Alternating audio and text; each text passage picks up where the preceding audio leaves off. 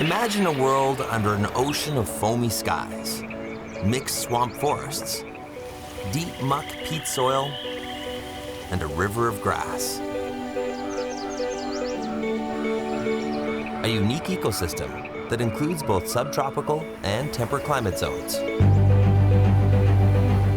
Just an hour-and-a-half drive from 5 million people in the Miami-Dade metro area, there is a unique place out of some other time.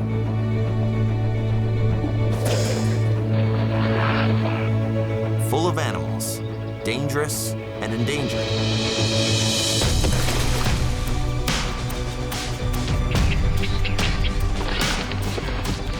All fighting for survival.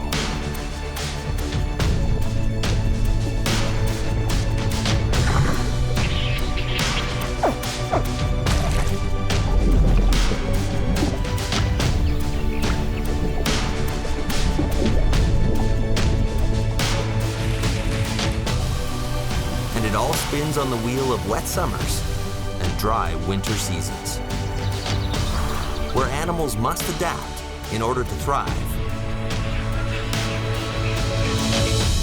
This is the world of the Florida Everglades.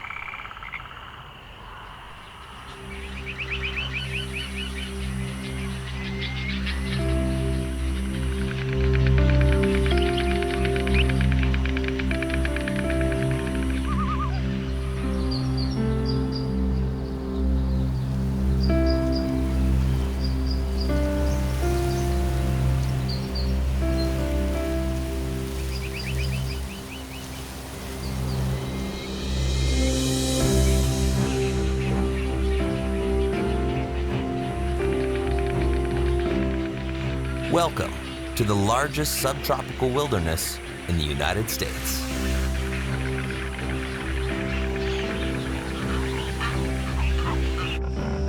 The Everglades is a 2 million acre area that stretches from Lake Okeechobee, one of the biggest freshwater lakes in the country, to the Florida Bay. It's a complex network of interdependent habitats that form an ecosystem, a web of marshes, sloughs, wetland prairies, and forested swamps. A colorful array of over 600 animal species and nearly 3,000 native and non-native plant species occupy the Everglades. Their survival depends on a delicate dance with each other, their surroundings, and only 2 seasons, wet and dry.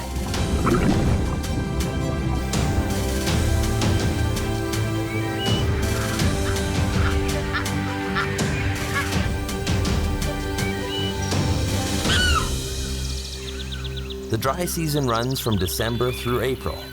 It's cooler than it is in the spring and summer, with average high temperatures hovering around 77 degrees Fahrenheit. With cooler air flowing in from the north, there's lower humidity and virtually no rain. Water levels shrink to as little as 6 inches in the dry season. During the wet season, they're as deep as 13 feet. It's May, the beginning of the wet season. From now until November, when the season ends, the Earth's axis tilts the Florida Panhandle back towards the sun, making the Everglades a hotter, wetter place. Humidity is at 90%. Temperatures during the day reach over 86 degrees Fahrenheit.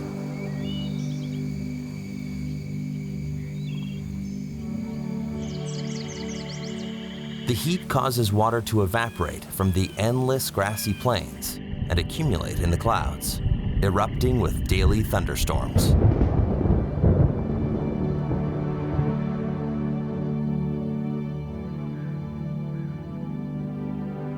The Everglades are soaked with heavy rainfalls that typically subside quickly.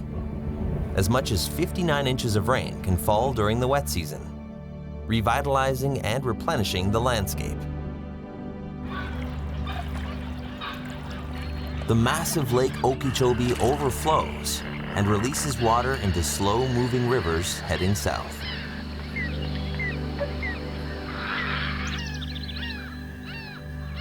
The rivers flood the prairies, mangroves, and marsh, filling the many gator holes which dot the landscape.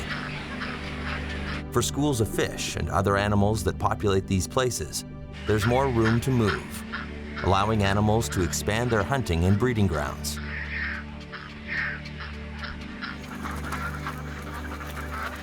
Animals disperse.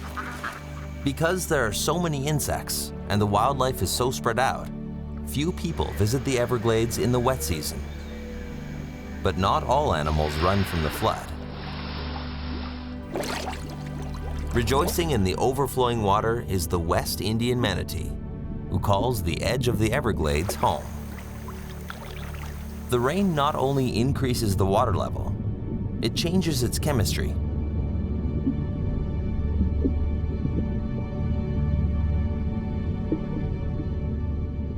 During the dry season, the saltiness or salinity of coastal and inshore habitat waters rises because there is less rainfall. Manatees swim up rivers and streams to find fresh drinking water necessary for their survival. In the wet season, when the salinity of the water decreases, the manatees return to the coastal areas. Manatees are one of the only fully aquatic plant-eating mammals on Earth, and though they are sometimes referred to as sea cows, their closest relative is the elephant.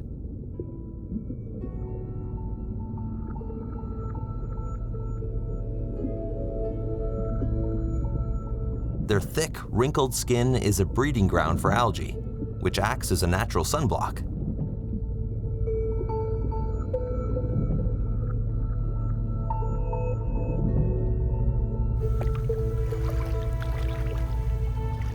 Flat, powerful tails propel them through water, while front flippers help them steer. This manatee is using its powerful front limbs to crawl slowly through the shallows. In deeper water, it can swim more quickly, as fast as 15 miles per hour.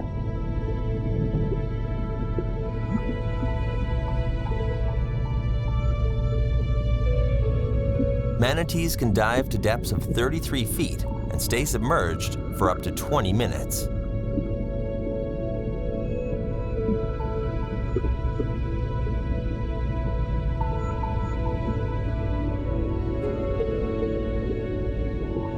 The manatee's lungs lie along their backbone, and not the rib cage, as is found in most mammals. Their lungs help control buoyancy.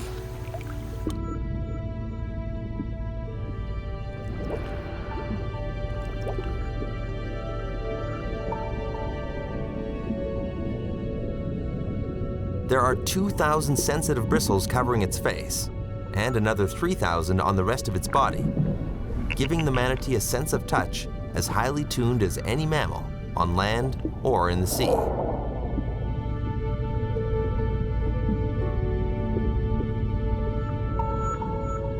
These hairs are helpful for finding food in murky waters. They may have small eyes and no observable outer ear, but manatees are believed to see and hear quite well.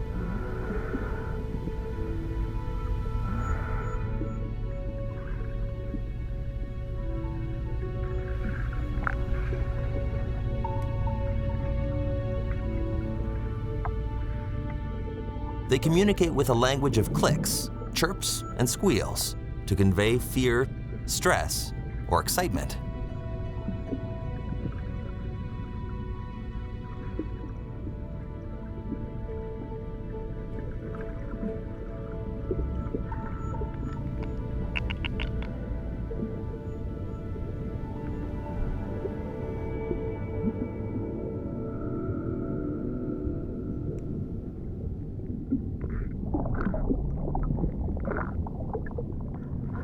Playfully mouthing each other is common amongst these social creatures during mating periods.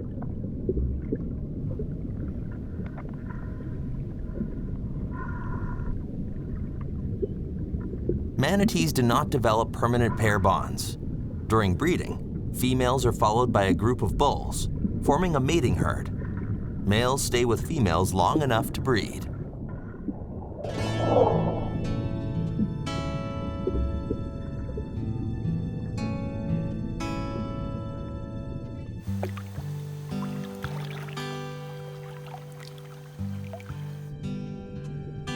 Calves are born throughout the year.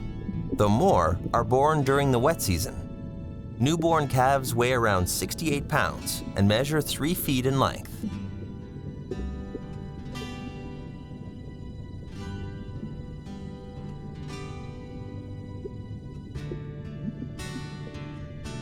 This youngster is nursing.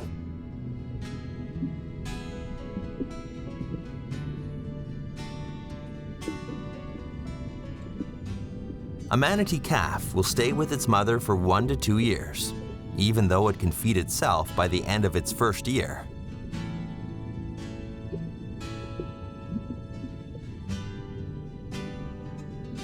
Manatees have no biting teeth, only grinding molars, perfect for chewing vegetation. A manatee can move each side of its lips independently, allowing it to grab aquatic plants and draw them into its mouth.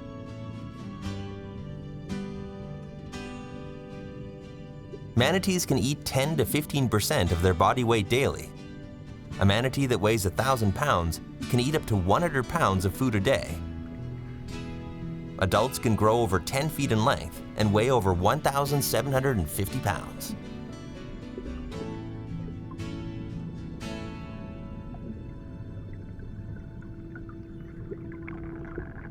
This herd gathers near nutrient-rich algae on the bottom of a boat. It's a dangerous but not uncommon meal. It's one reason manatees are on the endangered species list. Boat propellers maim these animals, sometimes fatally.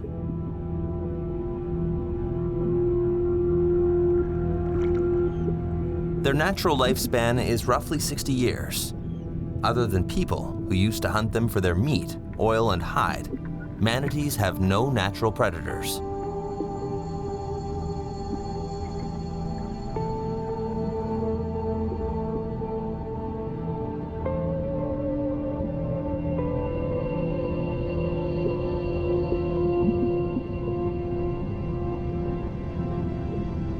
Today, hunting manatees is illegal.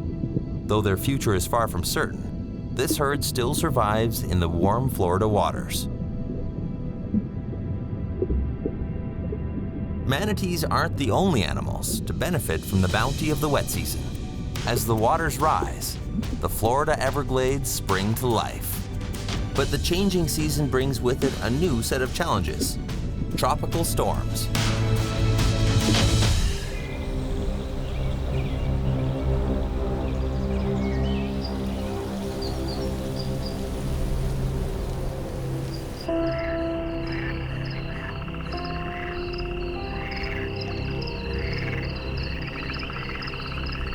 It's summertime in the Everglades, and that means storm season.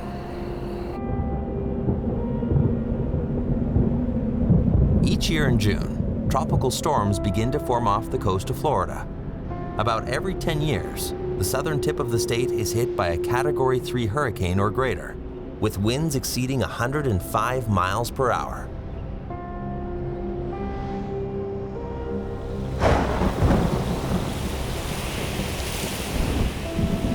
Storms renew the landscape. Winds knock down old, dead trees and disperse plant seeds. Heavy rains cause water levels to rise. This replenishes the mangrove forests. During the dry winter months, the mangroves are shelter for birds that nest and feed here. And during the summer months, these forests provide the first line of defense against the storms. There are 3 main species of mangroves: black, white, and red. Red mangroves, identified by their stilt-like roots, occupy the seaward side of the forests, so they receive the greatest amount of tidal flooding. Black mangroves grow in areas that only flood during high tides. White mangroves face inland and are rarely flooded by tidal waters. Some species can grow as tall as 128 feet. These trees have a unique reproductive strategy. Instead of dormant seeds, they produce seedlings that develop while still attached to the tree and then are released into the water. Once the seedling drops from the tree, there is a dispersal period in which each species must stay in the water for a certain length of time in order to survive. For the red mangrove, this dispersal period is 40 days long. Black mangroves must drift for at least 14 days. The white mangrove's dispersal period is only 5 days. If a seedling lands in a nutrient-rich area, it will begin to take root. This reproduction and dispersal method has enabled vast mangrove forests to thrive by spreading their living seeds far and wide. These forests are a crucial component of the Everglades ecosystem. Their strong roots are a powerful form of erosion control and create cozy living quarters for animals like manatees,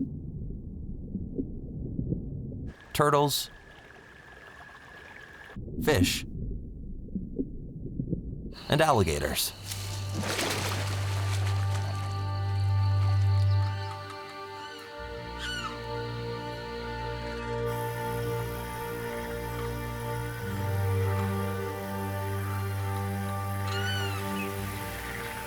If there is any animal synonymous with the Florida Everglades, it's the American alligator. Fully grown alligators are apex predators. They sit at the top of the food chain and can be found in many places throughout the Everglades in large numbers. But even apex predators have humble beginnings.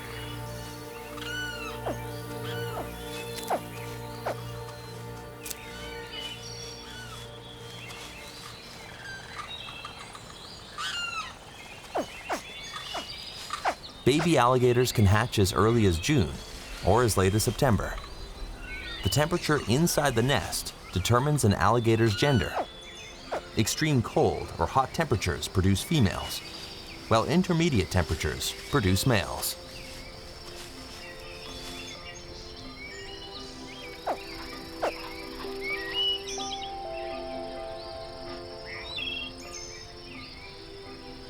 After hatching, alligators grow rapidly, especially during the first 4 years, averaging about 1 inch of growth for each year of life. However, they can grow as much as 12 inches in a year, depending on habitat, food source, and sex of the alligator. Male alligators grow faster and larger than females. Fully grown males can reach 9 feet 10 inches in length and weigh over 485 pounds, while females are about 8 feet and weigh 290 pounds.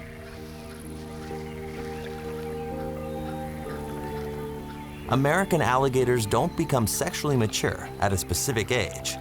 Instead, they mature at a certain length, around 6.5 feet.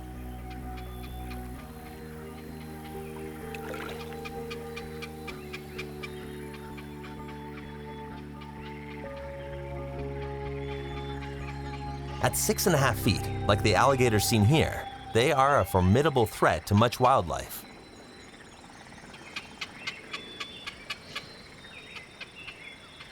Alligators actually occupy different ends of the food chain. A grown alligator will eat large birds and snakes. These animals, in turn, will eat alligator eggs and hatchlings.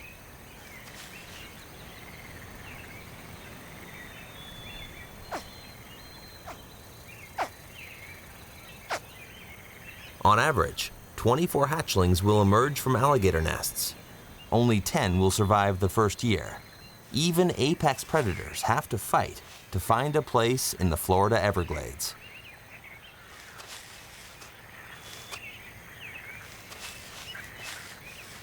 South Florida is the only place where you can find both alligators and crocodiles. During the wet season, there is enough space to avoid confrontation between species.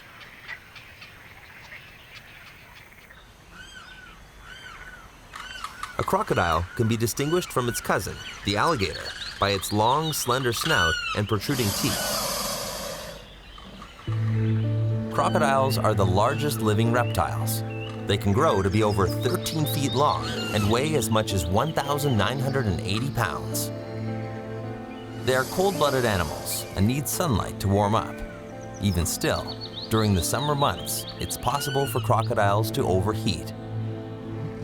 One of the ways a crocodile stays cool is by lying motionless with its mouth open. Body heat is lost through the soft, moist skin of the mouth and tongue.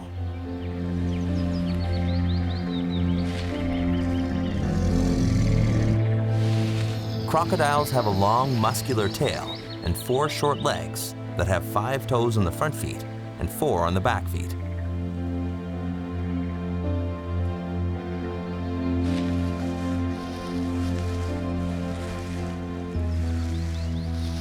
They are perfectly adapted for the Everglades, able to move seamlessly from land to water. Crocodiles prefer brackish water, while alligators prefer fresh water, though both can be found side by side in brackish Everglade waters. On land, crocodiles breathe through their mouths. In water, when their mouths are closed, they breathe through nostrils at the front of their snout.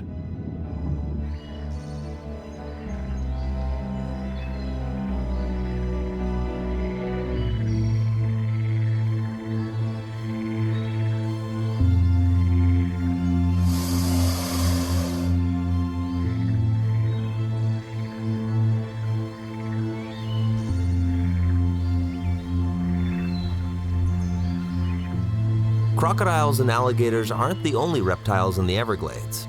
As the rainy season continues, many snake species are on the move. Some of them are welcome, and some are disturbing the ecosystem's delicate balance.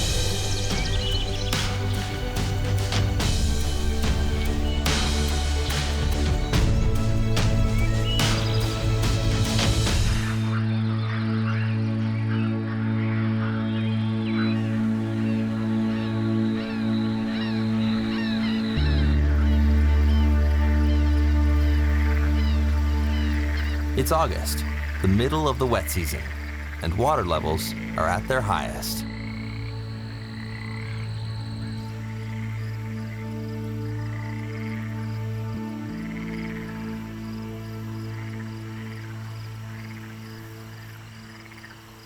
Hundreds of plant and animal species call the Everglades home. Some are native. Some are uninvited guests.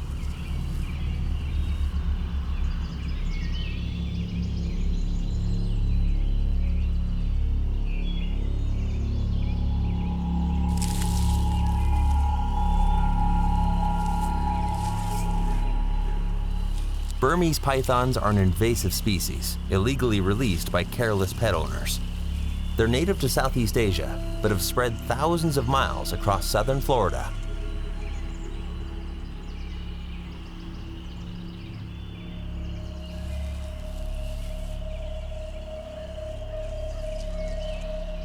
They flourish in warm, wet environments. The subtropical climate and the vast, undisturbed habitats of the Everglades have created the perfect breeding ground for these massive snakes. Without a natural predator, Burmese pythons are feasting on the native wildlife.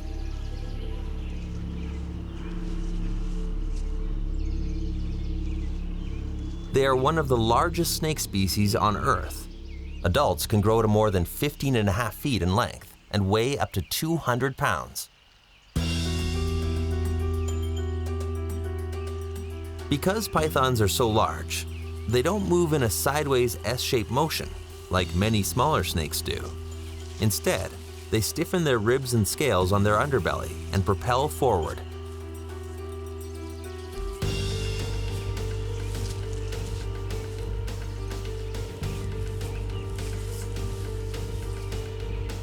Pythons have poor eyesight. In order to find food, they use chemical receptors in the roof of their mouth and heat sensors along their jaw. They use their tongue to transfer chemicals from air to organ. These snakes are constrictors, so they don't have fangs. They squeeze their live prey to death and are known to eat a wide variety of birds, mammals, and even alligators.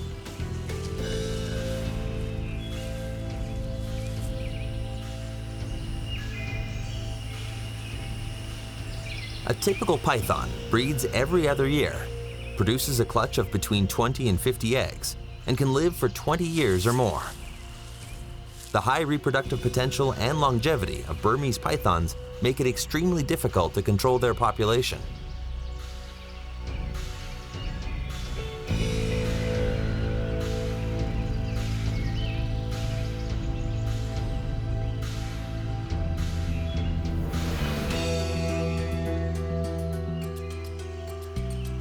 Over 2,000 pythons have been removed from Everglades National Park since 2002, likely a small fraction of the total population.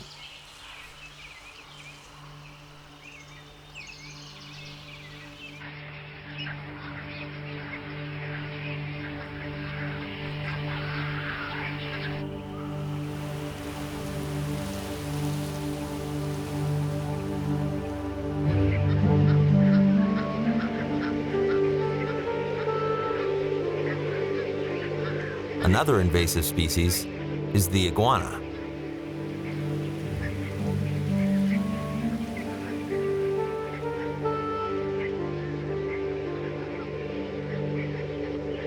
These prehistoric-looking reptiles spend most of their lives in the mangrove trees, moving quickly among the branches if disturbed.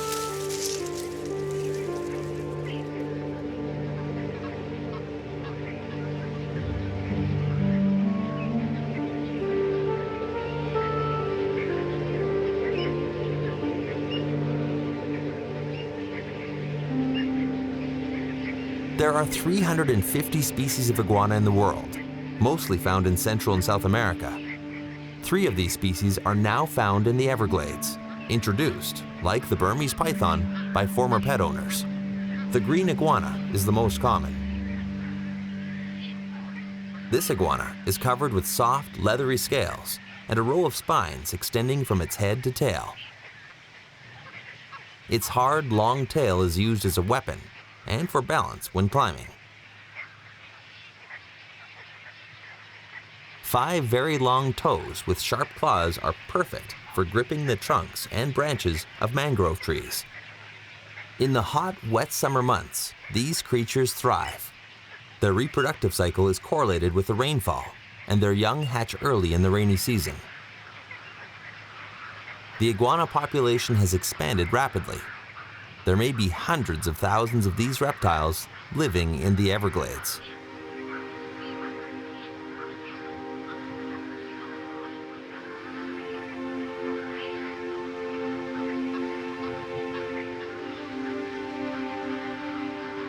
They also grow quickly, reaching a maximum size of about 3 feet long and weighing up to 17 pounds.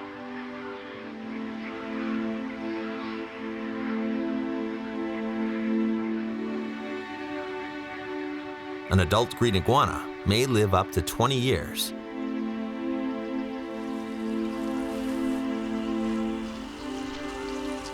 Introducing invasive species threatens the natural order of the Everglades, but losing native species can be just as devastating.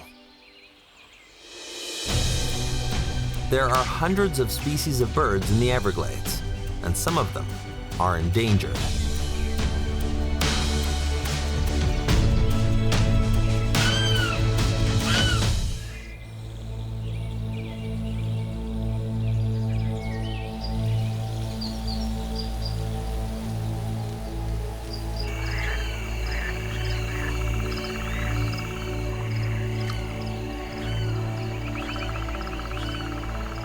It's September, right in the heart of flood season.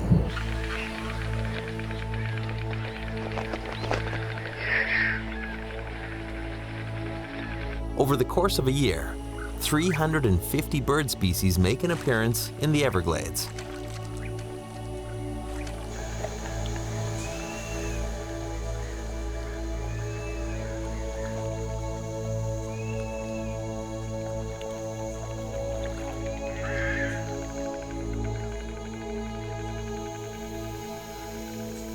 The wet season isn't the best time of year for bird watching.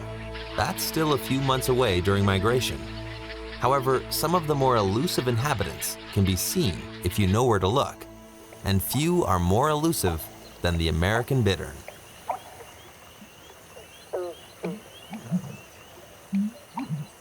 These stocky herons are well camouflaged amongst dense reed beds. The bittern's color and long stripes running down its neck blend seamlessly into the background.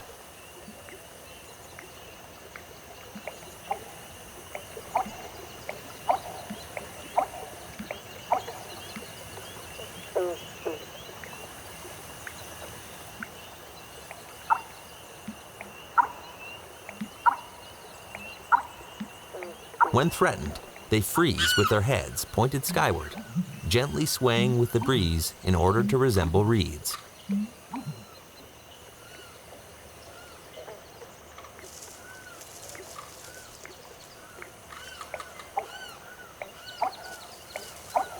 Limpkins are another rare find in the Everglades. They're more commonly heard than seen. Even when they are spotted, limpkins are not easy to identify. With their long necks, bills, and legs, they look like herons.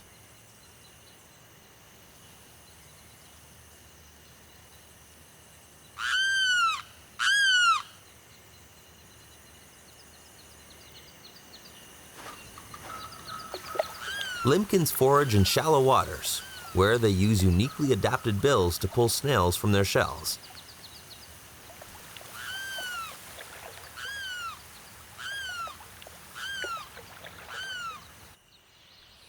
But they have fierce competition for food from this majestic bird of prey called the snail kite. This adult male has dark blue-gray plumage with dark feathers and reddish legs. This female looks quite different, with dark brown feathers and heavily streaked pale underparts.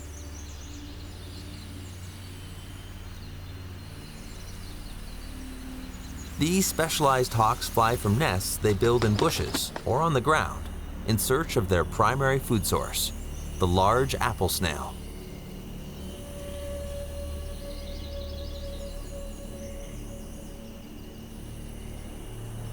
Apple snails deposit their pink eggs above the waterline in clutches.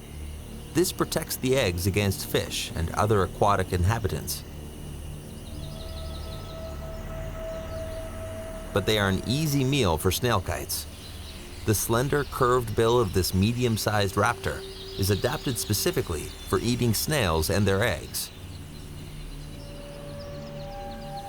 The snail kite is endangered in the Florida Everglades, with less than 400 breeding pairs. Much of the bird's habitat has been drained, other parts flooded to depths uninhabitable. Rising sea levels and climate change are altering nesting grounds and habitats.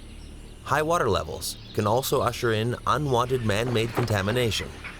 This has caused water quality to decline, and with it, so too has the snail kite population. Native bird populations are an indicator of a healthy ecosystem. Maintaining these populations is essential to conservation efforts in the Florida Everglades.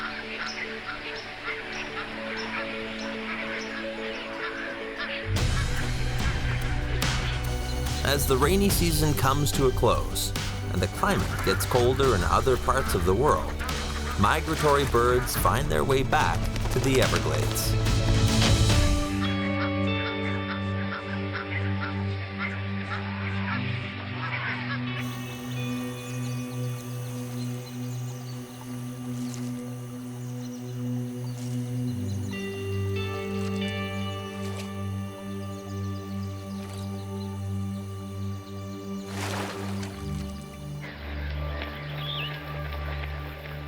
The Florida Everglades are full of wonder, but few sights are more spectacular than the return of the white pelicans. Nearly 1,500 white pelicans winter in Everglades National Park. They begin arriving in late October, a sight that signals the end of the wet season.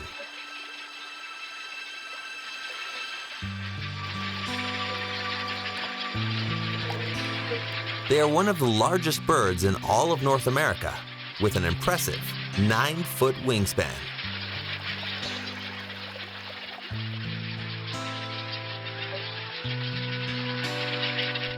Using their pouches as fish nets, these pelicans submerge their heads to scoop up their food.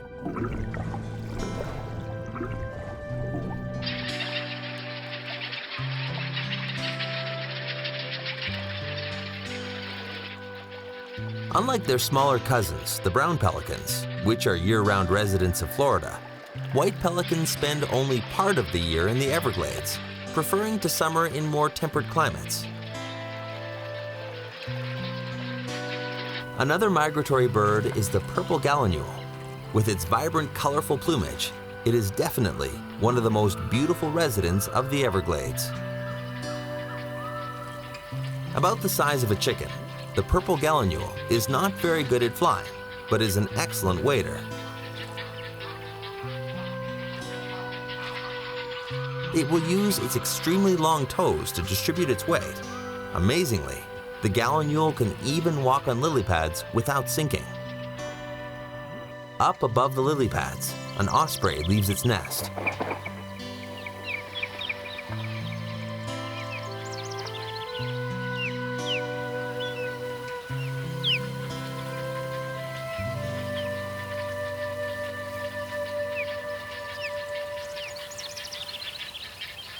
These birds of prey are found worldwide. In the Everglades, they sit atop the food chain.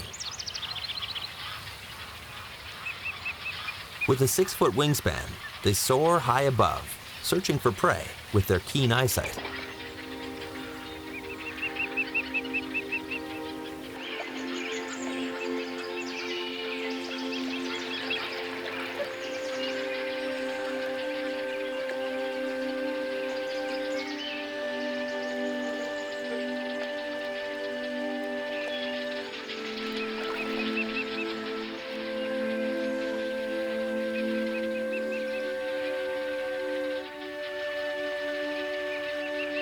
The osprey almost died out completely. Their population did not recover until after DDT was banned by the US government in 1972.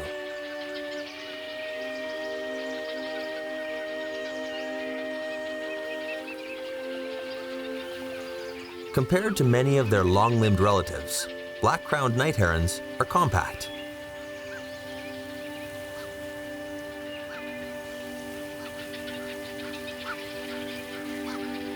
With beautiful red eyes, black crowns and backs, white or gray bellies, and short yellow legs, they're easy to distinguish from other birds.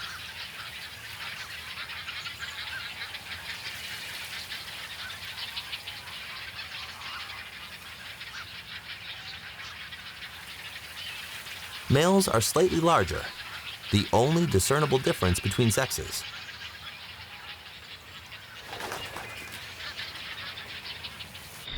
As their name suggests, these herons are most active at night or at dusk, when you can see their silhouettes flying from roosts to forage.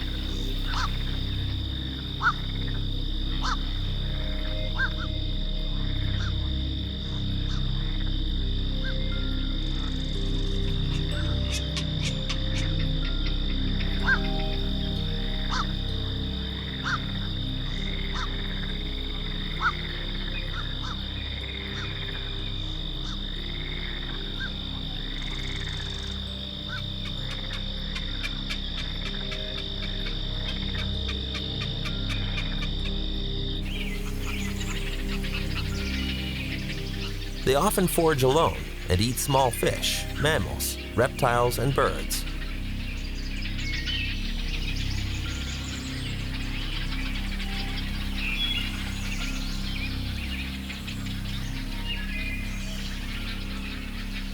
These social birds breed in stick nests, usually built over water, and communicate with a very distinct call.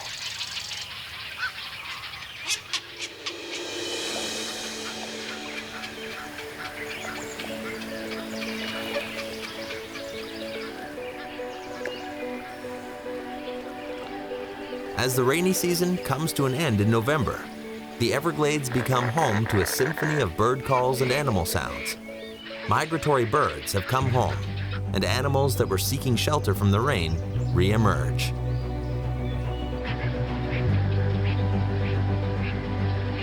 With the dawn of another dry season looming on the horizon, the animals of the Everglades prepare for the months of change that lay ahead.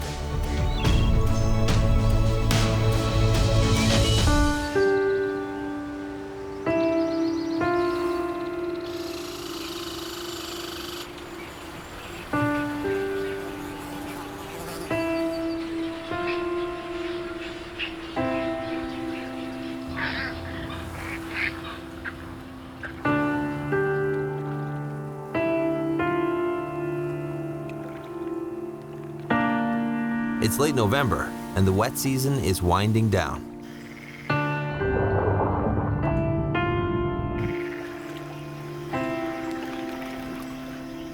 The Everglades are fully flooded, in some places only a few inches deep.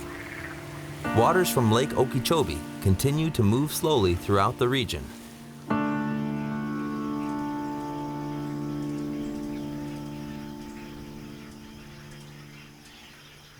The slow movement of a broad, shallow river is known as sheet flow, and the sheet flow of water from Lake Okeechobee may take months or even years to reach the Florida Bay.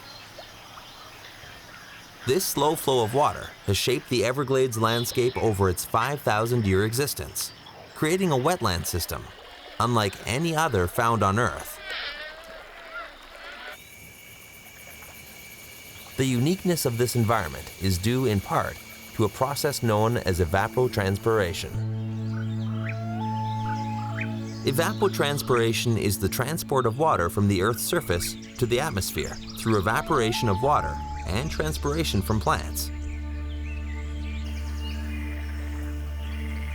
During a year unaffected by drought, as much as 39 inches of water can make its way back into storm clouds.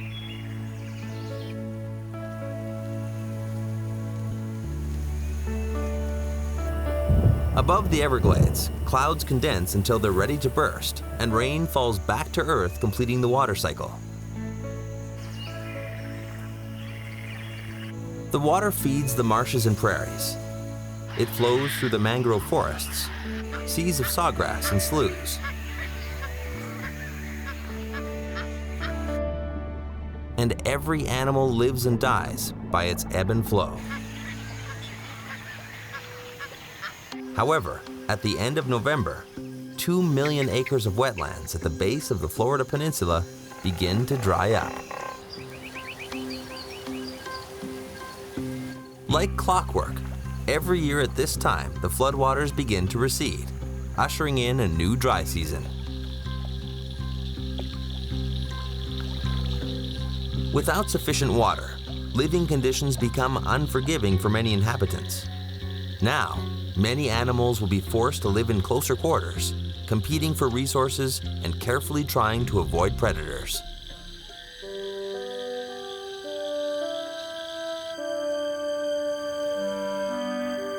Some predators become less threatening during the cooler dry season. Crocodiles that were very active during the wet season become dormant. Cold-blooded animals need heat to function properly. The colder the water gets, the more sluggish crocodiles become.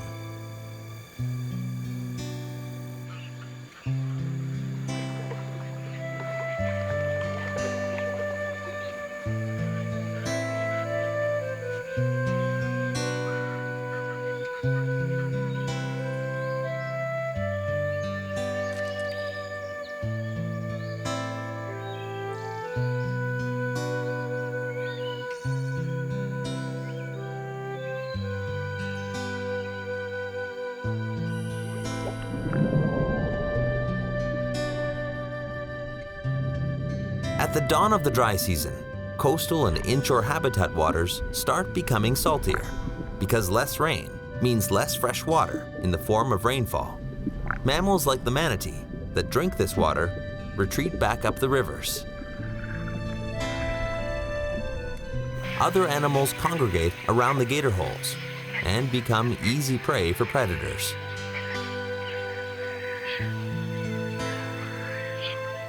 This invasive predator, the Burmese python, is much more tolerant of the cooler, drier environment that's on its way. Because they're capable of catching and eating a wide range of food, they are still a threat to many species of wildlife in the coming dry season.